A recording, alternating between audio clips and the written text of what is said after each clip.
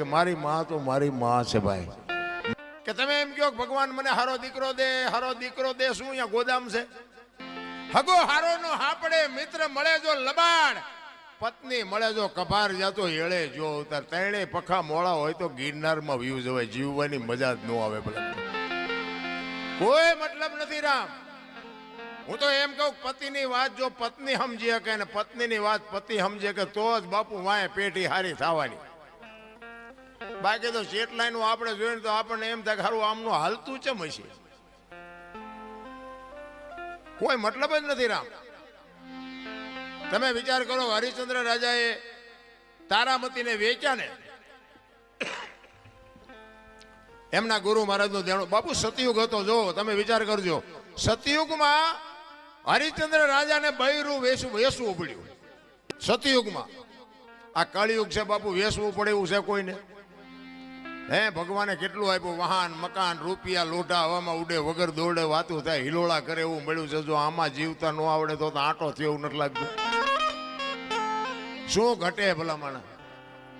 કહેવાનો મારો મિનિંગ ઈ છે કે માં હોય મોટે બોલું, માં એ હાથે નાનપણ સાંભળે, એ મલક બધાની મજા પછી કડવી લાગે કાગડા.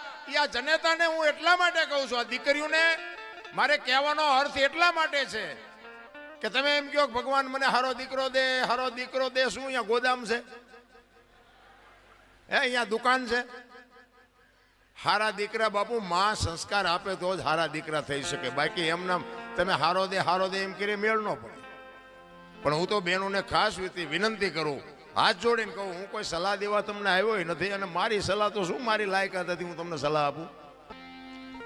પણ તમારે સારા સંતાન જોઈએ ને તો મારી એક જ ભલામણ છે કે ઉદરમાં સંતાનનો વિકાસ થતો હોય અને જન્મ થયા પહેલા રામાયણ ને ગીતાના 5-5 પાના વાંચજો. જો આપને સંતાન થાય એવું આ ટેકો દેવું દીકરો ન થાય તો બાપુ મારું નામ તમે જોડો ઘા કરજો. હારા દીકરા તો થાય. મારા વહુ હારો ભેગા પાણી પૂરી ખાતા હોય તો અહીંયા કઈ હારા વાઈટ ન હોય દીકરાની. એ તો ઠીક છે, પછી કહેવાનું હોય અમુક એ ભગવાન એકાદો દીકરો દે, અમે દીકરા વગી ના છીએ. તો અમુક એમ કે હે ભગવાન આના કરતા ન દીધો હોત તો સારું હતું. આપણે એમ થાય કે હારા આવે આ દીકરા આવે ફાયદો છે કે નો આવે ફાયદો છે? ભગવાન પાસે બાપુ માગજો એકાદો દીકરો, પણ એને કહેજે કે ગોપીચંદ ને ભરથરી જેવો કા દીકરો આપે, ગંગા સતી પાનબાઈ જેવી દીકરી આપે, હાથ પેઢીઓના નામ ઉજળા કરી દે. એટલા જ માટે કહું છું બાપુ, દીકરીઓનું સમર્પણ છે બાપુ, એનો ત્યાગ છે. માનું બાપુ ટોચે છે. 9 મહિના મા બાપુ ઉદરમાં સંતાનને રાખે, એનો જન્મ આપે, એનું લાલન પાલન કરે, બેહતા બોલતા ખાતા પીતા બધું માં શીખવે, અને વાય નામ બાપાનું લાગે. બોલો, માનો ભોગ છે એટલો બાપનો નથી. આખી દુનિયાને ખબર. એમાં હું આવી જાઉં ને મારે લાગુ તો પડે જ ને કે મને તો એમ થાય કે માએ જે સમર્પણ કર્યું છે એ બાપે નથી કરેલું, તો આની વાય માનું જ હોવું જોઈએ, બાપનું ન હોવું જોઈએ. પણ માએ ત્યાગ કરી દીધો કે આની વાય એના બાપાનું રાખો. કોકે પૂછ્યું કે પણ તારો આટલો ભોગ અને બાપનું નામ શું કામ?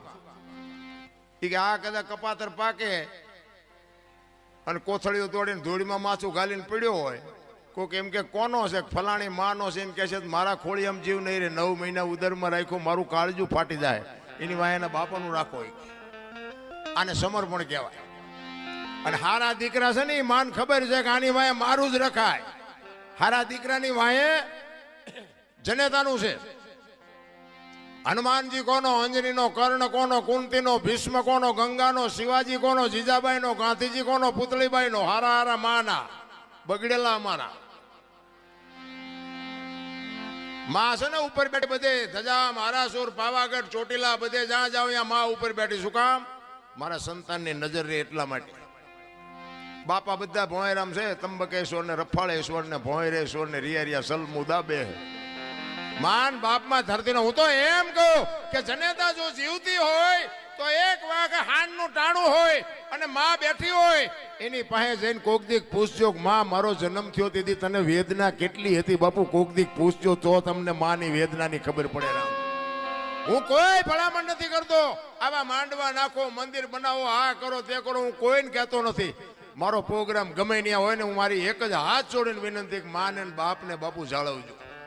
માન બાપ જેવા ભગવાન આ દુનિયામાં ક્યાંય કોઈ છે જ નહીં. અને તમારા મા બાપને તમે નહીં જાળવો ને તમારી પ્રજા તમને નથી જાળવવાની લખવું અહીંયા લખી લેજો. તમારા માત પિતાથી તમે છો, મારા માત પિતાથી હું છું. માત પિતા તમે ચૂકી ગયા સેવામાં એટલે સમજી લેજો કે તમે કરોડ રૂપિયાના આસામી હોય તો બેકાર ધૂળ કહેવાય. કારણ કે મને ને તમને આપણા જન્મ વખતની ખબર નથી કે માએ શું વેઠ્યું છે. એ વેદનાની જો આપણને ખબર હોય ને તો આ માવડીઓ રોટલા વગરની આટા નો મારતી હોય. લાખો રૂપિયા કરોડો રૂપિયાના દાન આપે ને ઘરે માન બાપ જો રોટલા વગરના વરાળું કાઢતા હોય જિંદગીમાં નો ગાડી હાલે. રામ 40 લાખની ગાડી લઈને નીકળે, વાયલી સીટમાં જોવો કૂતરો બેઠો હોય, બોલો લબરક કરતો. હવે આમાં માને બાપાને બેહર્યા હોય તો અરે અમને સારું જોડું નથી જડ્યો, અમારો દીકરો કેવી ગાડીમાં ફેરવે, જિંદગીમાં કાંટો ન વાગે. કાંટો રામ કરવાની જરૂર આ તો કે તમને ન ખબર પડે, તમને એમ જ કરે બોલો. એટલે આ નહોતી ખબર એટલે 100 વીઘા રાખી હતી, તું 10 વીઘાના ઉલાળિયા મીડો કરવા. અમને ખબર છે પણ જાવું ક્યાં? અરે મારા રામ માન બાપે તો આપણા જીવન માટે દેહના કોથળા કરી નાખ્યા. કોથળા ભલામણ મારો દીકરો. અરે શું માન બાપે બાપુ તમને મને સમજ. એક જનેતા પોતાના ઉદરમાં 9 મહિના રાખે, એને આમ હાલતી હોય માંસ હાલતી હોય તો બાપુ આમ ઉતાવળો પગ ન મૂકે. બાપુ પોતાના સંતાનની તકલીફ ન પડે એના માટે રહી અને આમ પગલાઓ ધીરે ધીરે ભરતી હોય. અને જન્મ આપ્યા પછી બાપુ લોહીનું દૂધ કરીને તમને મને પાતી હોય અને આવડો મોટો ઉછેર કરતી હોય ને જો માર રોટલા વગેરેની આટા દે, જિંદગીમાં તમારા દાણા જોરાવો એટલે જોરાવો. જો કાંઈ તમારો મેળ પડે તો કોઈ દી નો પતે.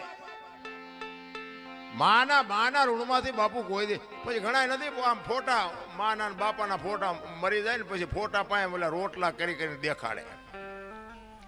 અમે કે ધરાવ્યું ને પછી જમીશ. આવું ખવડાવ્યું હોત તો 2 વર્ષ જીવે એવું હતું. આ ભૂખ્યા માર્યા છે ને હવે શું ફોટાને દેખાડો છો? ભૂખ્યા માર્યા હોય ને દુનિયાને પછી દેખાવ કરે. આમ થાળીઓમાં રોટલા ને શાક ને દાળ ને ભાત ને મૂકીને પછી આમ ફોટા પાય મૂકે. એમ પેલા ધરાવી, પેલા ધરાવવાનું હતું તાર ધરાવ્યા નહીં નથી. કોકની શમશાન યાત્રા નીકળી હોય તો એમ ભાળી જાય ને કે શમશાન યાત્રા હાલો ટેકો દે. આ ટેકા ન દીધા એમાં જ મર્યા છે. હવે હું ટેકા દેવા હોય? ટેકા હાટું બજારા લબડી રહ્યા હતા નથી હોય જીવતા તારે હોતું નથી. એટલે માણા વખાણ મર્યા પછી જ કરે છે કે માણા બહુ સારો હતો પણ જીવવા દીધો જ નથી. એને હજી જીવવું હતું, માર્યો છે ભૂંડી હાલે તો પછી વખાણ કરે બધા. અરે બાપુ ભાઈ નો હું તો 18 વણમાં કહું બધા ભેગા રહીને મોજ કરો. જીવન કાલ ખૂટી રહે કાંઈ વાત છે નહીં. મારા જન્મે ને 2-2.5 કિલોનો હોય, 60-80-100 વર્ષ જીવન મરી જાય ને શમશાનમાં લઈને હળગાવી નાખો અને રખ્યા ભેળી કરીને જોખો એટલે 2-2.5 કિલો થાય. વાતમાં કાંઈ છે એની વચ્ચે ઠેકડા મારવાનું છે બધું. બધું માં તૈયાર ન કરી રાખે. આપણો જન્મ થયા પહેલા જનેતા ઉદરમાં સંતાન હોય અને તરત જ બધી માં તૈયારી કરી રાખે. ખોયા ને ગોદડા ને ઘોડિયા ને બધું માં તૈયાર જ રાખે કે મને ભગવાન કઈક આપશે. એના માટે બધી માએ તૈયારી કરી રાખી હોય કે મારી માં તો મારી માં છે ભાઈ. માના ઋણમાંથી હું તમે નીકળી ન શકીએ એટલા માટે માં તો માં છે ભાઈ. અને મેં કીધું એમ બાપુ જો એ માં, મેં કીધું ને બાપુ દીકરી એવી સંસ્કારી હોય તોની વાત છે. બાકી તો પ્રસંગો બધાને ખબર છે. અમુક જે મા બાપના ઇજ્જત ઉપર ને એની કાળજા માથે બાપુ પગ મૂકીને દીકરીઓ ન કરવાના પગલા ભરે છે ને એ દીકરીઓ માટે વાત જ નથી. કે મા બાપ બાપુ જીવીએ ન હકે ને મરીએ ન હકે, કોઈ સાથે કાઢીને હાલી ન હકે એવી દીકરીઓ છે આ દુનિયામાં. બધા જાણે છે પણ બાપુ બધાને બંગલા ને ગાડીઓ ન હોય, ભાગ હોય ને એ જ સાચી વાત છે. આપણા માતા પિતા જે કરે ને એ બાપુ આપણા માટે વ્યાજબી જ હોય. બીજી વાત કે કાંઈ પણ બાપુ સુખ દુઃખનું વાદળું ચડે ને તેથી બાપડા માવતરના ડેલા ઉઘાડા હશે ને તો તમે બાપુ કંઈક વાત કરી શકશો. બાકી બધા ડેલા બંધ કરીને જશો ને તેથી બાપુ તમારું કોઈ નહીં હોય. સમજી લેજો તમે આ દુનિયામાંથી ગયા એમ સમજી લેજો.